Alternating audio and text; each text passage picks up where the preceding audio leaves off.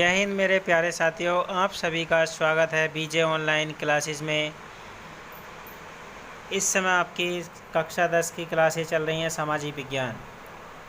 सामाजिक विज्ञान कक्षा 10 देखते हैं अध्याय नंबर 3 यानी कि तीसरा चैप्टर सामाजिक विज्ञान का हमारा स्टार्ट हो रहा है। तो देखिए, भूमंडलीकृत यानी कि तीसरे चैप्टर का नाम है भूमंडलीकृत विश्व का बनना यानी कि the making of the global world. तो इस समय हमारा जो है भूमंडलीकृत विश्व का बनना, the making of the global world यानी कि ग्लोबल वर्ल्ड चल रहा है इस समय, ग्लोबलाइजेशन चल रहा है। तो ग्लोबल का मीन्स है जो ग्लोबल वर्ल्ड है, ठीक है गाइज। तो इसका देखते हैं, ग्लोबल मीन्स होता है यानी कि पूरे विश्व का जो मार्केट है एक है। जैसे कि चाइना का सामान हमारे देश में बिक रहा है, हमारे देश का सामान चाइना में बिक रहा है, यानी कि कोई भी अपने देश का एक दूसरे के देशों में सामान बेच सकते हैं और उद्योग इंडस्ट्रियल एरिया लगा सकते हैं। तो इसको कहते हैं ग्लोबलाइजेशन या भूमंडलीकृत, ठीक है, या ग्लोबल वर्ल्ड, ठीक है। तो देखिए, वर्ल्ड मीन्स संसार यानी कि विश्व, ठीक है। तो गाइस, हिंदी मीडियम वाले बच्चे, हिंदी मीडियम्स, इंग्लिश मीडियम्स, तो गाइस देखिए, ग्लोबल यानी कि भूमंडलीकृत, वर्ल्ड मीन्स संसार या विश्व, ठीक है। तो दोनों मीनिंग याद रखेंगे। आगे चलते हैं। तो थर्ड चैप्टर के हम सबसे पहले स्टार्ट करते हैं महत्वपूर्ण तथ्य यानी कि इम्पोर्टेंट फैक्ट, ठीक है गाइस। इम्पोर्टेंट फैक्ट, इंग्लिश में इम्पोर्टेंट फैक्ट कहेंगे, हिंदी में महत्वपूर्ण तथ्य है। तो चैप्टर के जो महत्वपूर्ण डाटा है, तथ्य है, फैक्ट हैं, उसको हम एक नज़र से देखते हैं, ठीक है गाइज। तो आपको याद करने हैं और लिख के याद करने हैं। अपने नोट्स तैयार करेंगे अपनी हैंड राइटिंग में, ठीक है गाइज। तो अपनी हैंड राइटिंग में जिस स्थान पर आपको चेंज करने का आवश्यकता है, तो उस टॉपिक को अपने अनुसार लिखिए, यानी कि उस शब्द को अपने अनुसार चेंज कीजिए, ठीक है। यानी कि जिसको हम कहते हैं अपनी लैंग्वेज में कन्वर्ट करके लिखना, ठीक है गाइज। IAS PCS जो रिटर्न एग्ज़ाम होता है, आप अपनी लैंग्वेज में जितनी शब्द सीमा, उस शब्द सीमा के अंदर आंसर देंगे तो वो अच्छा माना जाता है, ठीक है गाइज। तो चलते हैं, ये कक्षा 10 का सामाजिक विज्ञान के तीसरे चैप्टर के महत्वपूर्ण तथ्य चल रहे हैं। तो देखते हैं पहला फैक्ट हमारा क्या है। तो फर्स्ट फैक्ट हमारा है यानी कि आलू, सोया, मूंगफली, मक्का, टमाटर, मिर्च, शकरकंद और ऐसे ही बहुत सारे दूसरे खाद्य पदार्थ लगभग 500 साल पहले हमारे पूर्वजों के पास नहीं थे। यानी कि गाइज 500 साल पहले ये सब खाद्य पदार्थ हमारे पास नहीं थे। खाद्य पदार्थ का मीन्स होता है, मतलब होता है खाने पीने वाले पदार्थ, ठीक है। पदार्थ मीन्स तत्व, एलिमेंट। तो खाद्य पदार्थ यानी कि हमारे पास नहीं थे, नहीं आलू था, सोया था, मूंगफली, मक्का, टमाटर, मिर्च, शकरकंद, ये कोई भी पदार्थ हमारे पास नहीं थे। यानी कि 500 साल पहले की बात कर रहे हैं हम। तो 100 साल का एक शताब्दी होता है, वर्ष होता है। तो यूरोप और एशिया में तब पहुँचे जब क्रिस्टोफर कोलंबस गलती से उन अज्ञात महाद्वीपों में पहुँच गया। यानी कि क्रिस्टोफर कोलंबस ने जो था कई महाद्वीपों की खोज की, ठीक है गाइज। तो क्रिस्टोफर कोलंबस ये घुमक्कड़ प्रवृत्ति के थे, ये घूमते घूमते कई महाद्वीपों और कई उन्होंने खोज की, ठीक है। कोलंबस ने ही 1492 में अमेरिका की खोज की, ठीक है गाइज। तो जिन्हें बाद में अमेरिका, यहाँ अमेरिका का मतलब उत्तरी अमेरिका, अमेरिका अगर नाम लिया जाता है तो उसका मतलब आप तुरंत समझ जाएंगे, अमेरिका का मतलब कि उत्तरी अमेरिका। तो अमेरिका का मतलब ओनली उत्तरी अमेरिका, ठीक है। दक्षिण अमेरिका और कैरिबियन द्वीप समूह से है, यानी कि अमेरिका का मतलब देखिए उत्तरी अमेरिका, दक्षिण अमेरिका, कैरिबियन द्वीप समूह, ठीक है गाइज। तो द्वीप समूह मतलब होता है बहुत सारे द्वीपों का एक समूह बन जाना, के नाम से जाना जाने लगा है। दरअसल हमारे बहुत सारे खाद्य पदार्थ अमेरिका के निवासियों यानी अमेरिकन इंडियन से हमारे पास आए हैं। अमेरिकन इंडियंस मीन्स यानी कि हमारे लोग अमेरिका में जाके बस गए हैं, तो उन्हें हम अमेरिकन इंडियन कहने लगे, ठीक है गाइज। आगे चलते हैं, अगला टॉपिक देखते हैं।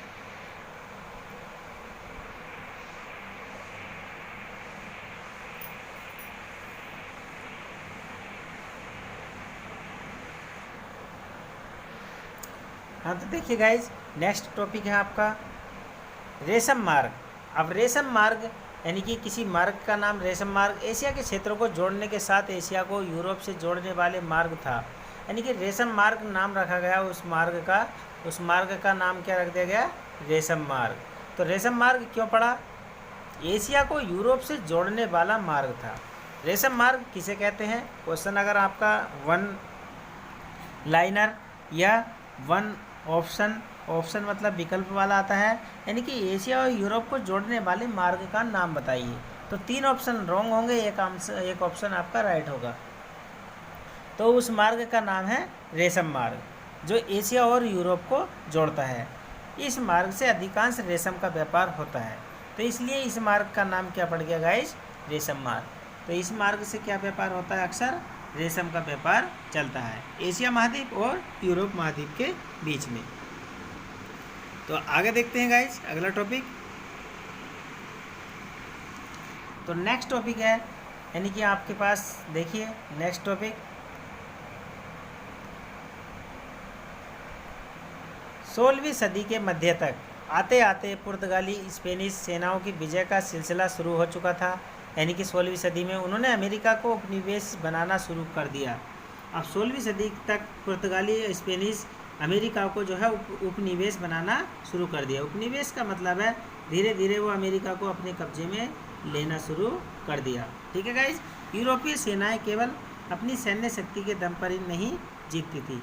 जो यूरोपीय सेनाएं थीं वो अपने शक्ति के बल पर नहीं जीतती थीं।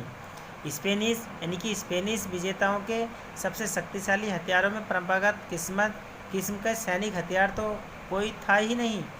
ये हथियार तो चेचक जैसे कीटाणु थे जो स्पेनिश सैनिकों अफसरों के साथ वहाँ जा पहुँचे थे। यानी कि चेचक, खसरा, काली खांसी ये भी हथियार का काम करते हैं। ठीक है गाइज, जैसे इस समय एक हथियार छोड़ा है किसने, चाइना ने, कौन सा, कोरोना वायरस। तो ये भी क्या है, जैविक परमाणु बम है, जैविक हथियार है। इसको हम जैविक परमाणु बम, जैविक हथियार का नाम दे सकते हैं। लाखों साल से दुनिया से अलग थलग रहने के कारण अमेरिका के लोगों के शरीर में यूरोप से आने वाली इन बीमारियों से बचने की रोग प्रतिरोधक क्षमता नहीं थी। अब यूरोप से ये रोग जो आए तो अमेरिका के निवासियों की जो शरीरों में प्रतिरोधक क्षमता नहीं थी कि इन रोगों से बच पाएँ। जैसे कि कोरोना वायरस को कोई व्यक्ति झेल लेता है और कोई व्यक्ति नहीं झेलता है। यानी कि हमारे शरीर की इम्यूनिटी पावर अच्छी होनी चाहिए, विल पावर अच्छी होनी चाहिए। ठीक है गाइज, तो हम सारी बीमारियों से लड़ सकते हैं। तो आगे चलते हैं। तो अगला टॉपिक है गाइज आपके सामने,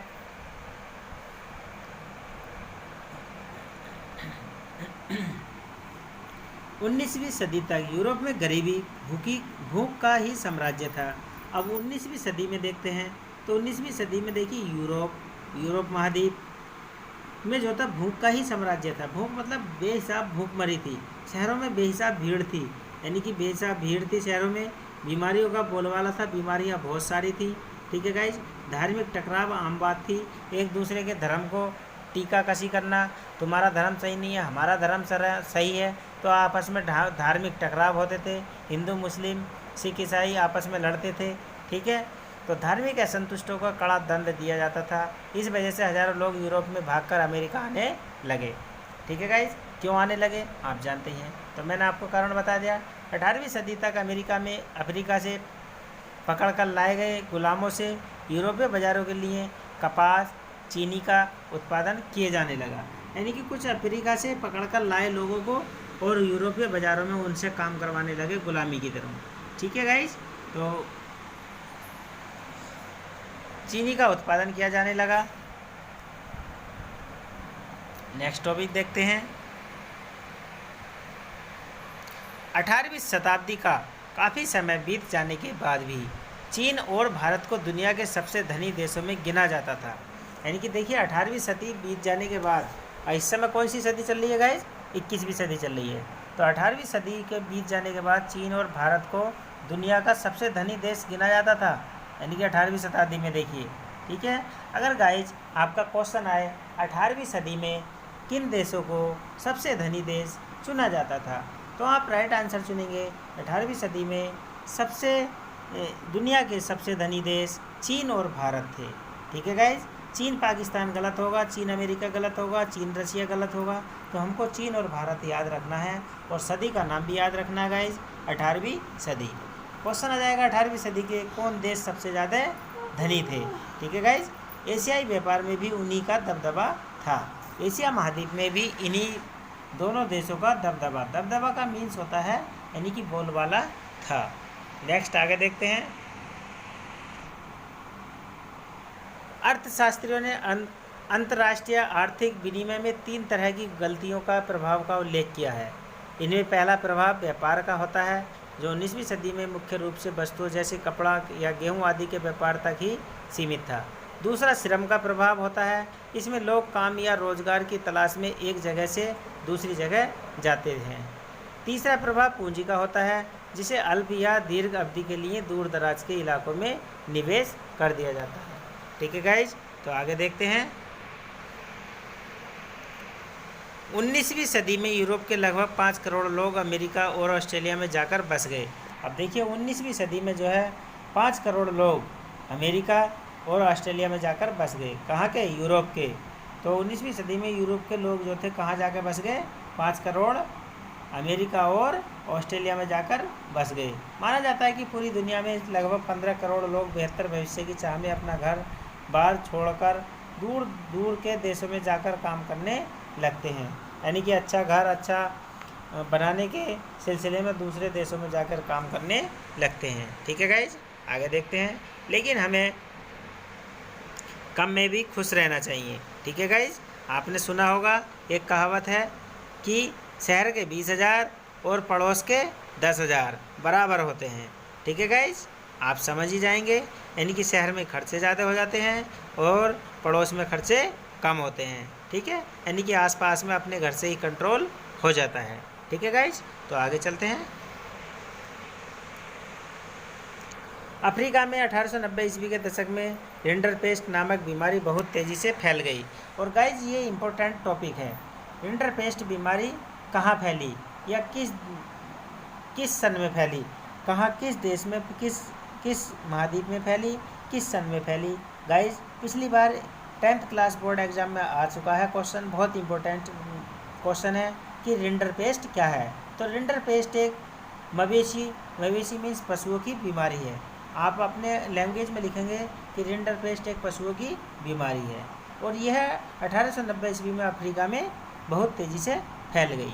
ठीक है, जिसे हम प्लेग की तरह फैलने वाली इस बीमारी से लोगों की आजीविका और स्थानीय अर्थव्यवस्था पर गहरा असर पड़ा।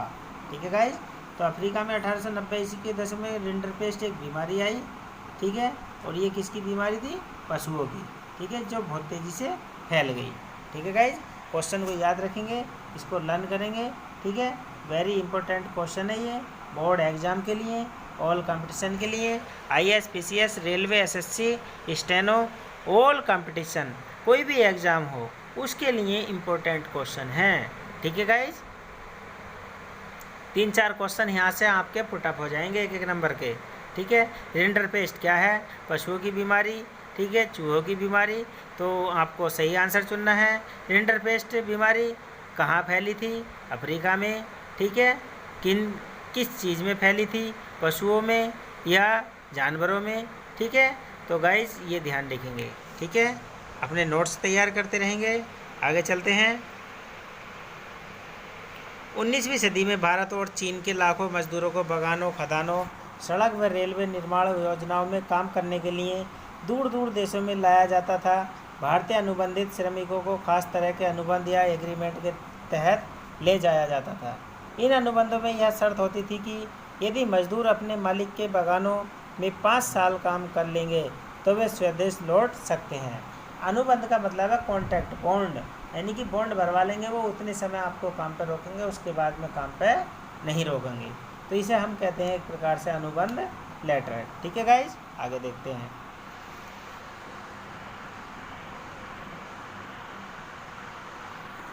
भारत के ज़्यादातर अनुबंधित श्रमिक मौजूदा पूर्वी उत्तर प्रदेश, बिहार, मध्य प्रदेश, भारत, तमिलनाडु के सूखे इलाकों से जाते थे। भारतीय अनुबंधित श्रमिकों को मुख्य रूप से कैरिबियाई द्वीप समूह, त्रिनिदाद, गुयाना, सूरीनाम, मॉरिशस व फिजी से लाया जाता था। तमिल अप्रवासी श्रीलंका और मलाया जाकर काम करते थे, यानी कि इन जगह जाकर ये व्यक्ति काम करते थे। ठीक है गाइज,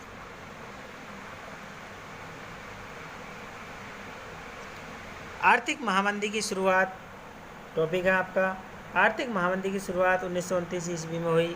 संकट 30 के दशक के मध्य तक बना रहा।